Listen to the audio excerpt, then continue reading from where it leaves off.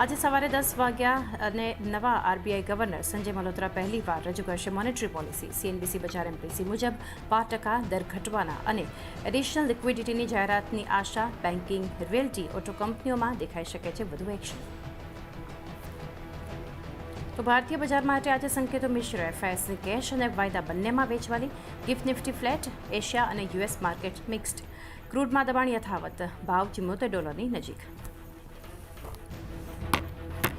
આઈટીસીએ જાહેર કર્યા અનુમાનથી નરમ નંબર્સ. નફામાં 1.25% તો આવકમાં 8.5% વધારો. માર્જિન્સ પર 2% દબાણ.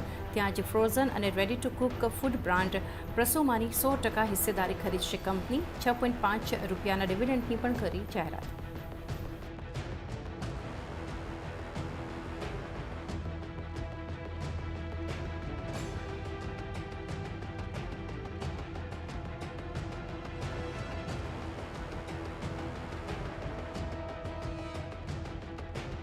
ભારતીય એરટેલે જાહેર કર્યા સારા પરિણામ. નફો આશરે 4 ગણો વધ્યો. જો કે ₹7,545 કરોડ રહ્યો એક્સેપ્શનલ ગેઇન. માર્જિનમાં પણ સુધાર. આરપુ ₹233થી વધી $245 થયા. હીરો મોટોના પણ ત્રિમાસિક પરિણામ સારા. નફો 12%થી વધુ વધ્યો. માર્જિન્સમાં સુધાર. કંપની આપ્યું ₹100 પ્રતિ શેરનું ડિવિડન્ડ. આજે M&Mના આવશે પરિણામ. તો બ્રિટાનિયાના પરિણામ અનુમાનથી સારા. નફો 5% વધ્યો. આવકમાં 8%નો ઉછાળો. જોકે માર્જિનમાં 1%નો ઘટાડો.